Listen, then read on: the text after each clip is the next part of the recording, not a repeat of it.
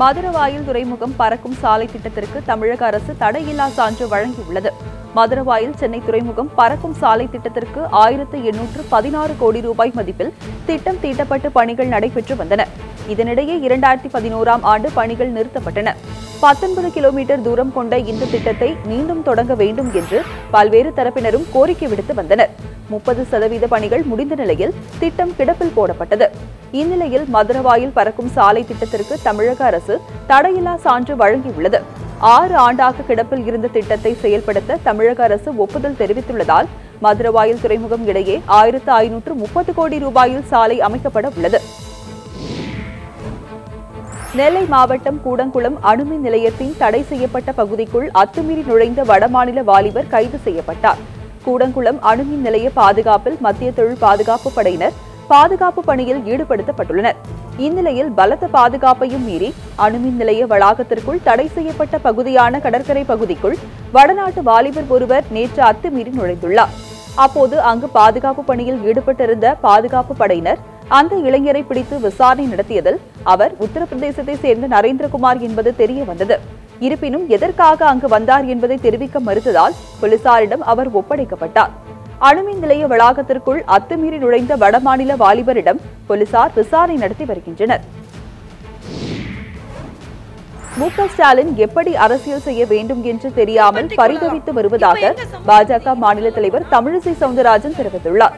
திருச்செந்தூர் சுப்பிரமணிய சுவாமி கோவிலில் பாஜக மாநில தலைவர் தமிழிசை சவுந்தரராஜன் சுவாமி தரிசனம் செய்தார்.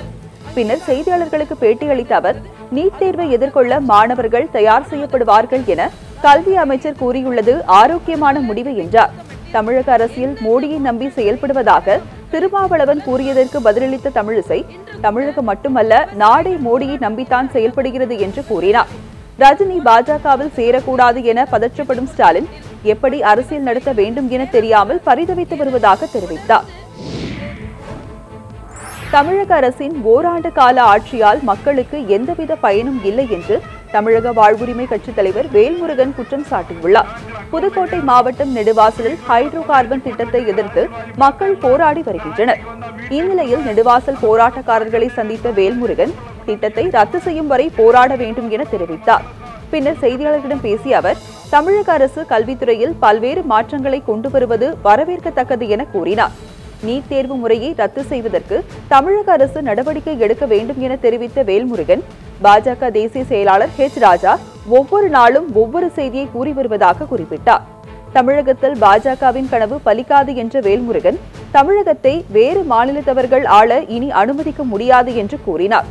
தமிழக அரசின் ஓராண்டு கால ஆட்சியால் மக்களுக்கு எந்தவித பயனும் இல்லை என்று தெரிவித்தார். அமைச்சர் செல்லூர் ராஜு மீது நீதிமன்ற அவமதிப்பு வழக்கு தொடரப் போவதாக தமிழக அனைத்து விவசாய சங்கங்களின் ஒருங்கிணைப்பு குழு தலைவர் PR பாண்டியன் தெரிவித்துள்ளார். சென்னை பத்திரிகையாளர் மன்றத்தில் செய்தியாளர்களை சந்தித்த PR பாண்டியன், பயிர் கடன்களை தள்ளுபடி செய்ய உயர்நீதிமன்றம் உத்தரவிட்டும் அமைச்சர் செல்லூர் ராஜு செயல்படுத்தவில்லை என்று கூறினார். இதனால் அவர் மீது நீதிமன்ற அவமதிப்பு வழக்கு தொடரப்போவதாக தெரிவித்தார். தமிழக முதல்வர் மற்றும் பிரதமர் மோடி சந்திப்பு வெளிப்படையாக இருக்க வேண்டும் என்று கூறிய அவர், கடந்த 1 வருடமாக தமிழக அரசு இயங்கவில்லை என குற்றம் சாட்டினார். ஈரோடு மற்றும் திருப்பூர் மாவட்டங்களில் 1 கோடி ரூபாய் மதிப்பிலான போர்வெல் உதிரி பாகங்களை கொள்ளையடித்த கும்பலை சேர்ந்த 2வரை தனிப்படை போலீசார் கைது செய்தனர். ஈரோடு மாவட்டம் பெருந்துறையை அடுத்து காஞ்சிகோவில் பகுதியை சேர்ந்த ஸ்ரீதர் போர்வெல் இயந்திரம் மூலம் ஆழ்துளை கிணறு அமைக்கும் தொழில் செய்து வருகிறார். கடந்த மாதம் ஸ்ரீதர் வீட்டு குடோனில் வைத்திருந்த 8 லட்சம் ரூபாய் மதிப்பிலான உதிரி பாகங்கள் கொள்ளை போனது. இதுபோன்று பெருமாநல்லூர், திருப்பூர் மாவட்டம் உடுமலை, ஈரோடு மாவட்டம் பங்களாபுதூர் பகுதிகளிலும் கொள்ளை போனது. இது தொடர்பாக தனிப்படை போலீசார் விசாரணை நடத்தி வந்தனர். இந்நிலையில் கொள்ளை தொடர்பாக 2வரை காஞ்சிகோவில் போலீசார் கைது செய்தனர்.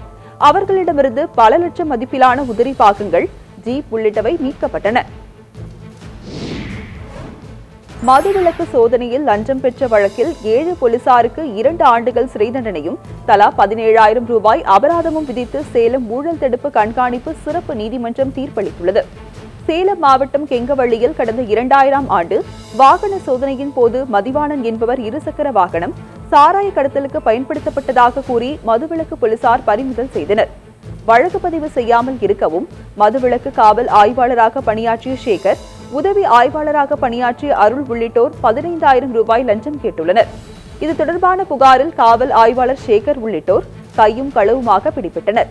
காவல் ஆய்வாளர் சேகர், உதவி காவல் ஆய்வாளர் அருள்முருகன், தலைமை காவலர் உட்பட 22 போலீசார் மீது வழக்கு பதிவு செய்யப்பட்டது. இந்த வழக்கில் தீர்ப்பளித்த சேலம் ஊழல் தடுப்பு கண்காணிப்பு சிறப்பு நீதிமன்றம் காவல் ஆய்வாளராக பணியாற்றிய சேகர், உதவி காவல் ஆய்வாளர் அருள்முருகன், தலைமை காவலர் சாமிநாதன் உட்பட 7 போலீசாருக்கு 2 ஆண்டு சிறை தண்டனையும் தலா 17,000 ரூபாய் அபராதமும் விதித்து தீர்ப்பளித்தது.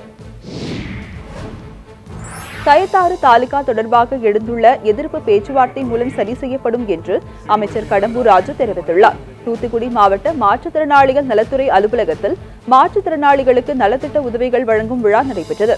இதில் தமிழக செய்தி மற்றும் விளம்பரத்துறை அமைச்சர் கடம்பூர் ராஜு கலந்து கொண்டு மாற்றுத்திறனாளிகளுக்கு இணைப்பு சக்கரம் பொருத்தப்பட்ட பெட்ரோல் ஸ்கூட்டர் மற்றும் சிறப்பு சக்கர நாற்காலிகளை வழங்கினார். பின்னர் செய்தியாளர்களிடம் பேசிய அவர், தூத்துக்குடி மாவட்டத்தில் மகளிர் சுய உதவி குழுக்களுக்கு 35 லட்சம் ரூபாய் நிதி வழங்கப்பட்டுள்ளதாக தெரிவித்தார்.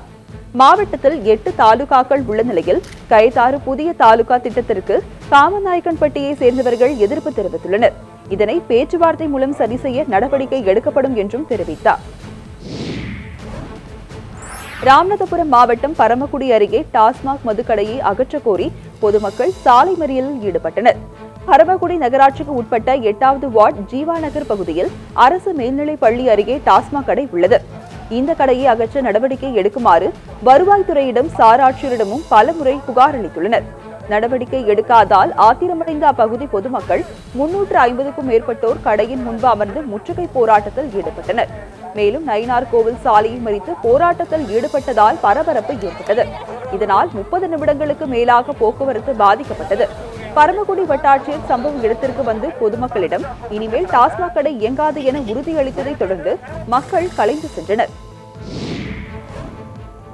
திமுக ஆட்சியில் 109 கோடி கடனில் இருந்த பால்வளத்துறை தற்போது 361 கோடி ரூபாய் லாபத்தில் இயங்குவதாக அமைச்சர் ராஜேந்திர பாலாஜி தெரிவித்துள்ளார்.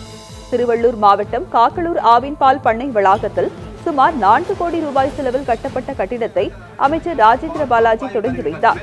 இதில் பேசிய ராஜேந்திர பாலாஜி, தனியார் பாலில் ரசாயனம் கலக்கப்படுவதால் 5 நாள் வரை கெட்டுப்போகாமல் உள்ளதாக தெரிவித்தார். ஆவின் பால் தரமானது என்றும் குளிர்பதத்தில் இருந்து அகற்றப்பட்டால் 5 மணி நேரத்தில் கெட்டுவிடும் என்றும் கூறினார். திமுக ஆட்சியில் 109 கோடி ரூபாய் கடனில் இருந்த பால்வளத்துறை தற்போது 361 கோடி ரூபாய் அளவுக்கு லாபத்தில் இயங்குவதாக ராஜேந்திர பாலாஜி தெரிவித்தார். ராஜபாளையம் அருகே கடந்த 9 மாதங்களாக ஊதியம் வழங்காமல் ஊரக வேலை திட்டத்தில் முறைகேடு நடைபெறுவதாக பொதுமக்கள் அதிகாரிகளிடம் வாக்குவாதத்தில் ஈடுபட்டனர். விருதுநகர் மாவட்டம் ராஜபாளையம் அருகே சுந்தரராசபுரம் சுற்றுவட்டார பகுதியில் 300க்கும் மேற்பட்டோர் தேசிய ஊரக வேலை திட்டத்தில் வேலை செய்து வருகின்றனர்.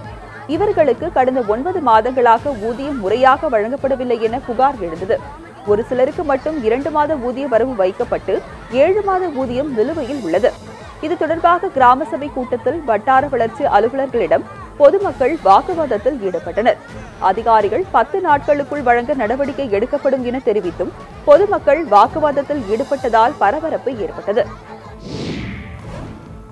கடலூர் மாவட்டம் பன்ருட்டியில் 100 நாள் வேலை திட்டத்தில் ஊழல் நடந்துள்ளதாக கூறி அரசு அதிகாரிகளை கிராம மக்கள் பூட்டி வைத்து போராட்டத்தில் ஈடுபட்டனர். கடலூர் மாவட்டம் பன்ருட்டி அடுத்த நத்தம் கிராமத்தில் 100 நாள் வேலை திட்டத்தில் ஊழல் நடந்துள்ளதாக பொதுமக்கள் புகார் அளித்தனர். அதன் அடிப்படையில் நத்தம் ஊராட்சி ஒன்றிய நடுநிலைப் பள்ளியில் வட்டார வளர்ச்சி அலுவலர் மற்றும் அதிகாரிகள் சிறப்பு கிராம சபை கூட்டம் நடத்தினர். இதில் ஏராளமான பொதுமக்கள் கலந்து கொண்டனர். அதிகாரிகள் அளித்த விளக்கம் சரியில்லை என்று கூறி பள்ளிக்கேட்டை இழுத்து மூடி மாவட்ட ஆட்சியர் வரும் வரை அதிகாரிகளை விடமாட்டோம் என்று பொதுமக்கள் சிறைபிடித்தனர். தகவல் அறிந்த புதுப்பேட்டை காவல்துறையினர் சம்பவ இடத்திற்கு வந்து அதிகாரிகளை வெளியேற்ற முயன்ற போது காவல்துறையினருக்கும் பொதுமக்களுக்கும் இடையே தள்ளுமுள்ளு ஏற்பட்டது. நெல்லை மாவட்டம் பொட்டல் பகுதியில் கடந்த ஆண்டை விட இந்த ஆண்டு கருப்பட்டி உற்பத்தி குறைவால் உற்பத்தியாளர்கள் கவலையடைந்துள்ளனர். அம்பாசமுத்திரம் அருகே உள்ள மொட்டையால் ஓடை பகுதியில் ஏராளமான பனைமரங்கள் உள்ளதால் கருப்பட்டி உற்பத்தி அதிக அளவில் நடந்து வருகிறது. காட்டு யானைகள் தொந்தரவு உள்ளிட்ட பிரச்சனைகளால் பனைமரங்களின் எண்ணிக்கை குறைந்து வருவதாக கூறப்படுகிறது. இந்நிலையில் கடந்த ஆண்டு உற்பத்தியை விட இந்த ஆண்டு கருப்பட்டி உற்பத்தி குறைந்துள்ளதால் உற்பத்தியாளர்கள் வேதனை அடைந்துள்ளனர். தற்போது 10 குடும்பத்தினர் மட்டுமே கருப்பட்டி தயாரிப்பு பணியில் ஈடுபட்டுள்ளதாகவும் தெரிவிக்கின்றனர். மேலும் பனை ஏறும் தொழிலாளர்களுக்கு தமிழக அரசு தேவையான உதவிகளை செய்து தர வேண்டும் என கோரிக்கை எழுந்துள்ளது. ஆசிரியர்கள் பணியிட மாறுதல் தொடர்பான கலந்தாய்வில் குளறுபடி நடப்பதாகவும் பெண் ஆசிரியர்களை காக்க வைத்து அலைக்கழிப்பதாகவும் ஆசிரியர்கள் குற்றம் சாட்டியுள்ளனர். தமிழகம் முழுவதும் அரசு தொடக்க நடுநிலை பள்ளிகளில் பணிபுரியும் ஆசிரியர்கள் பணியிட மாறுதல் தொடர்பாக நேற்று முன்தினம் கலந்தாய்வு தொடங்கியது. அதன்படி திருவண்ணாமலை மாவட்டத்தில் கலந்தாய்வின் போது பெண் ஆசிரியர்கள் அலைக்கழிக்கப்படுவதாக புகார் எழுந்துள்ளது. திருவண்ணாமலை, ஆரணி, செய்யாறு உள்ளிட்ட பல்வேறு பகுதிகளைச் சேர்ந்த 1000க்கும் மேற்பட்ட ஆசிரியர்கள் கலந்து கொண்டனர். இந்நிலையில் கலந்தாய்வில் பல்வேறு குளறுபடிகள் நடைபெறுவதாக ஆசிரியர்கள் குற்றம் சாட்டினர். கணினி குறைபாடுகளால் காலை 10 மணிக்கு வந்த ஆசிரியர்கள் இரவு 2 மணி வரை காத்திருக்கும் நிலைக்கு தள்ளப்பட்டனர். பெண் ஆசிரியர்கள் கடுமையாக பாதிப்படைந்தனர். இதனால் நேற்று முன்தினம் நடைபெற வேண்டிய கலந்தாய்வு நேற்று நடைபெற்றது. செங்கம் அருகே அரசு பள்ளி தலைமை ஆசிரியரின் முறைகேடுகளை கண்டித்து மாவட்ட கல்வி அலுவலரை பெற்றோர்கள் முற்றுகையிட்டு வாக்குவாதத்தில் ஈடுபட்டதால் பரபரப்பு ஏற்பட்டது. திருவண்ணாமலை மாவட்டம் வேல்ராவந்தவாடி அரசு ஆரம்ப பள்ளி தலைமை ஆசிரியர் மாற்று சான்றிதழ்கள் வழங்க மாணவர்களிடம் 500 ரூபாய் வரை பணம் பெற்றதாக கூறப்படுகிறது. இதேபோல் பள்ளிக்காக அரசு ஒதுக்கின்ற பணத்தை பள்ளிக்கு செலவு செய்யாமல் தானே அபகரித்துக் கொள்வதாகவும் மாவட்ட கல்வி நிர்வாகத்திடம் பல முறை புகார் அளிக்கப்பட்டுள்ளது. மாவட்ட நிர்வாகம் எந்தவித நடவடிக்கையும் எடுக்காததால் ஏழை எளிய மாணவர்கள் சிரமத்திற்குள்ளாகி வந்தனர். இந்நிலையில் மேல்ராவந்தவாடி அரசு ஆரம்ப பள்ளியில் விழிப்புணர்வு முகாம் நடைபெற்றது. இதில் பெற்றோர்கள், பள்ளி குழந்தைகள் என சுமார் 100க்கும் மேற்பட்டோர் கலந்து கொண்டனர். இதில் கலந்து கொண்ட மாவட்ட கல்வி அலுவலர் கிருஷ்ணமூர்த்தியிடம் வாக்குவாதத்தில் ஈடுபட்டதால் பரபரப்பு ஏற்பட்டது. ஈரோடு மாவட்டத்தில் விபத்தில் இறந்த கணவரின் உடலை பிரேத பரிசோதனை செய்ய கோரி காவல் கண்காணிப்பாளர் அலுவலகத்தில் மனைவி மனு அளித்துள்ளார். ஈரோடு மாவட்டம் கதிரம்பட்டியை சேர்ந்த முத்து கூலி தொழில் செய்து வந்தார். இந்நிலையில் கூரப்பாளையம் பகுதியில் கிணறு தூர்வாரும் பணியில் ஈடுபட்டிருந்த போது விபத்து ஏற்பட்டு எலும்பு முறிவு ஏற்பட்டது. பலத்த காயமடைந்த சேலத்தில் உள்ள தனியார் மருத்துவமனையில் சிகிச்சை பலனின்றி உயிரிழந்தார். அவரது உடலை குடும்பத்தினர் அடக்கம் செய்துள்ளனர். இந்நிலையில் விபத்து குறித்து காவல் நிலையத்திற்கு தகவல் அளிக்காத தனியார் மருத்துவமனை மீது நடவடிக்கை எடுக்க வேண்டும் என்றும் தனது கணவரின் உடலை தோண்டி எடுத்து மீண்டும் பிரேத பரிசோதனை செய்ய வேண்டும் என்று முத்துவின் மனைவி ஈரோடு எஸ்பி அலுவலகத்தில் மனு அளித்துள்ளார். சிவகங்கை மாவட்டம் காரைக்குடி அருகே மதுக்கடையை மூட வலியுறுத்தி 5வது நாளாக உண்ணாவிரத போராட்டத்தில் ஈடுபட்டனர். சிவகங்கை மாவட்டம் காரைக்குடி அருகே உள்ள மித்ராவயல் கிராமத்தில் புதிதாக அமைக்கப்பட்ட மதுக்கடைக்கு எதிர்ப்பு தெரிவித்து தொடர் போராட்டம் நடைபெற்று வருகிறது. பல்வேறு விதங்களில் போராட்டம் நடத்தப்பட்டு வரும் நிலையில் 5வது நாளாக அப்பகுதி மக்கள் உண்ணாவிரதத்தில் ஈடுபட்டனர். மதுக்கடை முன்பு அமர்ந்து சங்கு ஊதியும் பாட்டில்களை மாலையாக அணிவித்தும் போராட்டத்தில் ஈடுபட்டு வருகின்றனர். அதிகாரிகள் பேச்சுவார்த்தைக்கு வராத நிலையில் 5வது நாளாக தொடர் போராட்டம் நடத்தினர். சென்னை வண்ணாரப்பேட்டையில் சமையல் சிலிண்டர் வெடித்ததில் ஒரே குடும்பத்தை சேர்ந்த 4 பேர் காயமடைந்து மருத்துவமனையில் அனுமதிக்கப்பட்டுள்ளனர். வண்ணாரப்பேட்டை பெரிய பாளையத்தம்மன் கோவில் பகுதியை சேர்ந்த குழந்தைவேலு குடும்பத்தினர் நேற்றிரவு வெளியே சென்ற நிலையில் சமையல் சிலிண்டரில் கசிவு ஏற்பட்டுள்ளது. பின்னர் வீட்டிற்கு வந்த குழந்தைவேலுவின் மனைவி இன்பதேவி மின்விளக்கை போட்டபோது வீடு முழுவதும் தீப்பற்றியுள்ளது. இதில் குழந்தைவேலு, அவரது மகன் தினகரன் மற்றும் 4 வயது சிறுமி தர்ஷினி உள்ளிட்ட 4 பேருக்கும் தீக்காயம் ஏற்பட்டது. உடனடியாக அருகில் இருந்தவர்கள் அவர்களை கீழ்ப்பாக்கம் அரசு மருத்துவமனையில் சேர்த்தனர். வரிசை அடிப்படையில் லாரிகளுக்கு மணல் வழங்கப்படும் என உறுதியளிக்கப்பட்டதால் கரூரில் நடைபெற்ற மணல் லாரி உரிமையாளர்கள் போராட்டம் கைவிடப்பட்டது. கரூர் மாவட்டம் மாயனூர் பகுதியில் செயல்பட்டு வரும் அரசு மணல் குவாரியில் உள்ளூர் லாரிகளுக்கு மட்டுமே முன்னுரிமை வழங்குவதாக கூறி வெளியூர் லாரி ஓட்டுநர்கள் மற்றும் உரிமையாளர்கள் சாலை மறியல் போராட்டத்தில் ஈடுபட்டனர். மறியலில் ஈடுபட்டவர்களை காவல்துறையினர் கைது செய்து தனியார் மண்டபத்தில் அடைத்தனர். பின்னர் மாவட்ட ஆட்சியர் அலுவலகத்தில் பேச்சுவார்த்தை நடைபெற்றது. இதில் உள்ளூர் வெளியூர் லாரிகள் என்று பாகுபாடின்றி மணல் வழங்கப்படும் என உறுதியளிக்கப்பட்டது. இதையடுத்து மணல் லாரி உரிமையாளர்களின் போராட்டம் கைவிடப்பட்டது. திருவண்ணாமலை மாவட்டம் வந்தவாசி மற்றும் அதன் சுற்றுவட்டார பகுதிகளில் கள்ளச்சந்தையில் மது விற்பனை நடப்பதாக குற்றச்சாட்டு எழுந்துள்ளது. வந்தவாசியில் உச்சநீதிமன்ற உத்தரவுப்படி நெடுஞ்சாலையில் செயல்பட்டு வந்த மதுக்கடைகள் மூடப்பட்டன. எனினும் கள்ளச்சந்தையில் மது விற்பனை அமோகமாக நடந்து வருவதாக புகார் எழுந்துள்ளது. பள்ளத்துக்கடை பழைய பேருந்து நிலையம் அருகே உள்ள இருசக்கர வாகன நிறுத்தம் உள்ளிட்ட இடங்களில் 24 மணி நேரமும் கள்ளச்சந்தையில் மது விற்பனை நடக்கிறது. இதேபோல் வந்தவாசி சேத்துப்பட்டு சாலையில் உள்ள விவசாய நிலத்திலும் மது விற்பனை நடக்கிறது. எனவே கள்ளச்சந்தையில் மது விற்பனையை தடுக்க உரிய நடவடிக்கை எடுக்க வேண்டும் என பொதுமக்கள் கோரிக்கை விடுத்துள்ளனர். செய்யாறு அருகே தடை செய்யப்பட்ட பான்பராக் உள்ளிட்ட போதைப் பொருட்களை விற்பனை குறித்து ஆய்வு செய்ய கோரி விவசாயிகள் ஆர்ப்பாட்டத்தில் ஈடுபட்டனர். திருவண்ணாமலை மாவட்டம் செய்யாறு வட்டாட்சியர் அலுவலகம் முன்பாக இந்த ஆர்ப்பாட்டம் நடைபெற்றது. இதில் கட்சி சார்பற்ற தமிழக விவசாயிகள் கலந்து கொண்டனர்.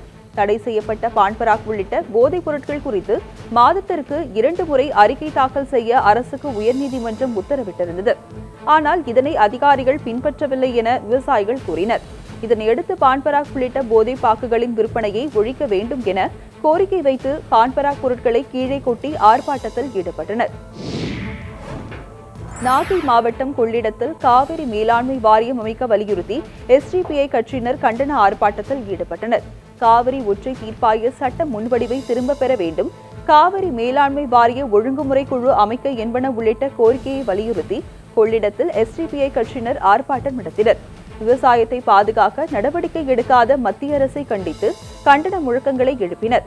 இதில் SDPI கட்சியினர், விடுதலை சிறுத்தைகள் கட்சியினர் உள்ளிட்ட ஏராளமானோர் கலந்து கொண்டனர். மயிலாடுதுறையில் கோவில் திருவிழாவில் ஏற்பட்ட வெடிவிபத்தில் குழந்தை உட்பட 6 பேர் படுகாயமடைந்தனர். நாகப்பட்டினம் மாவட்டம் மயிலாடுதுறை அருகே உள்ள நீடூர் நெய்வாசல் மகா காளியம்மன் கோவில் காவடி திருவிழா நடைபெற்றது. இதற்காக கோவிலில் ராக்கெட் வெடி வாங்கி வைத்திருந்தனர். தவறுதலாக தீப்பொறி பட்டதால் ராக்கெட்டுகள் வெடித்து நாலாபுரமும் சிதறின. இந்த சம்பவத்தில் 4 வயது சிறுமி பவானி மற்றும் சுலைமான் உட்பட 6 பேர் காயமடைந்தனர். காயமடைந்த அனைவரும் மயிலாடுதுறை அரசு மருத்துவமனையில் அனுமதிக்கப்பட்டனர். அவர்களை மயிலாடுதுறை சட்டமன்ற உறுப்பினர் ராதாகிருஷ்ணன் நேரில் சந்தித்து ஆறுதல் தெரிவித்தார். சென்னை எண்ணூர் விரைவு சாலையில் இருசக்கர வாகனத்தில் சென்ற மீனவர் மீது கண்டெய்னர் லாரி மோதி மீனவர் உயிரிழந்தது அப்பகுதியில் சோகத்தை ஏற்படுத்தியுள்ளது. சென்னை எண்ணூர் விரைவு சாலையில் கண்டெய்னர் லாரிகள் அதிகமாக செல்வதால் அடிக்கடி சாலை விபத்துகள் ஏற்படுகின்றன. இதனையடுத்து அப்பகுதி வழியாக கனரக வாகனங்கள், கண்டெய்னர் லாரிகள் செல்வதற்கு அப்பகுதி மக்கள் எதிர்ப்பு தெரிவித்து வந்தனர். இந்நிலையில் சென்னை துறைமுகத்திற்கு சென்று கொண்டிருந்த 2 கண்டெய்னர் லாரிகள் போட்டி போட்டு செல்ல முயன்றன. இதில் எதிர்பாரா விதமாக இருசக்கர வாகனத்தில் லாரி மோதி விபத்துக்குள்ளானது. இதில் காசிமேடு மீனவர் ஜான்சன் தலை நசுங்கி சம்பவ இடத்திலேயே உயிரிழந்தார். தகவல் அறிந்து சம்பவ இடத்திற்கு வந்த திருவொற்றியூர் போக்குவரத்து போலீசார் உடலை கைப்பற்றி அரசு ஸ்டான்லி மருத்துவமனைக்கு அனுப்பி வைத்து தப்பியோடிய ஓட்டுநரை தேடி வருகின்றனர். ராமேஸ்வரம் பகுதியைச் சேர்ந்த மீனவர் கடலில் காணாமல் போனதை அடுத்து அவரை மீட்க அரசு நடவடிக்கை எடுக்காவிட்டால் மீன்துறை அலுவலகத்தை முற்றுகையிட உள்ளதாக பொதுமக்கள் தெரிவித்துள்ளனர். ராமேஸ்வரம் ஓலிகுடாவை சேர்ந்த மீனவர் எட்வர்ட் பிரான்சிஸ் நேற்று முன்தினம் கடலுக்கு மீன்பிடிக்க சென்றார். மாலை வரை அவர் கரை திரும்பாதால் காற்றின் வேகத்தால் திசை மாறி சென்றிருக்கலாம் என கருதி மீனவர்கள் படகுகளில் அவரை தேடி சென்றனர். இதையடுத்து மீன்துறை அலுவலகத்தில் புகார் அளிக்கப்பட்டது. மீனவர் காணாமல் போய் 3 நாட்களான நிலையில் அரசு எந்தவித தேடுதல் பணியும் நடத்தாது மீனவ மக்களிடையே அதிருப்தியை ஏற்படுத்தியது. அடுத்த கட்ட நடவடிக்கை குறித்து ஓலிகுடா கிராம மக்கள் ஆலோசனை நடத்தினர். அப்போது மீன்துறை உதவி இயக்குநர் உறுதியளித்தபடி ஹெலிகாப்டர் மூலம் தேடும் பணி நடத்தப்படவில்லை என்றால் வேலைநிறுத்த போராட்டத்துடன் மீன்துறை அலுவலகத்தை முற்றுகையிட்டு போராட்டம் நடத்த முடிவு செய்துள்ளனர். திருவண்ணாமலை மாவட்டத்தில் கடையில் பணத்தை திருட முயன்ற இளைஞரை கட்டி வைத்து பொதுமக்கள் அடித்ததால் பரபரப்பு ஏற்பட்டது. திருவண்ணாமலை மத்தலாங்குள தெருவில் ஏராளமான கடைகள் உள்ளன. இதில் தனியார் எலக்ட்ரிக்கல் கடையில் யாரும் இல்லாத நேரத்தில் கணேஷ் என்ற இளைஞர் பணத்தை திருட முயன்றுள்ளார். அதனை கண்ட மற்ற கடைக்காரர்கள் அந்த இளைஞரை கையும் களவுமாக பிடித்தனர். பின்னர் கட்டி வைத்து சரமாரியாக அடித்தனர். அதே கடையில் கடந்த 2 மாதங்களில் மட்டும் 3 செல்போன்கள் திருட்டு போனதாக தெரிவித்தனர். இதனையடுத்து நகர குற்றப்பிரிவு காவல்துறையினருக்கு தகவல் அளித்தனர். திருட முயன்ற இளைஞரை மீட்ட காவல்துறையினர் விசாரணைக்காக அழைத்து சென்றனர்.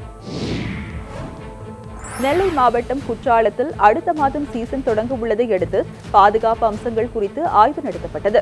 நெல்லை மாவட்டம் குற்றாலத்தில் அடுத்த மாதம் தென்மேற்கு பருவமழை தொடங்க உள்ளது. ஜூன், ஜூலை, ஆகஸ்ட் ஆகிய மாதங்கள் சீசன் காலம் என்பதால் அருவிகளில் நீராட லட்சக்கணக்கான பயணிகள் வந்து செல்வது வழக்கம். இந்த ஆண்டு சீசன் இன்னும் ஓரிரு வாரங்களில் தொடங்கும் என்பதால் பயணிகள் பாதுகாப்பு வசதிகள் குறித்து மாவட்ட ஆட்சியர் தலைமையில் ஆய்வு நடத்தப்பட்டது. ஐந்தருவி பகுதியில் நடைபெற்ற ஆய்வில் காலாவதியான குளிர்பானம், பிஸ்கெட் உள்ளிட்டவை விற்பனை செய்தது தெரிய வந்தது. இதனையடுத்து அந்த பொருட்கள் பறிமுதல் செய்யப்பட்டது. பயணிகளின் பாதுகாப்பிற்காக 50 கண்காணிப்பு கேமரா பொருத்த உள்ளதாக தெரிவிக்கப்பட்டுள்ளது. நாகை மாவட்டம் தரங்கம்பாடியில் கல்வெட்டியல் மற்றும் தொல்லியல் பயிலரங்கத்தை மாவட்ட ஆட்சியர் பழனிசாமி தொடங்கி வைத்தார்.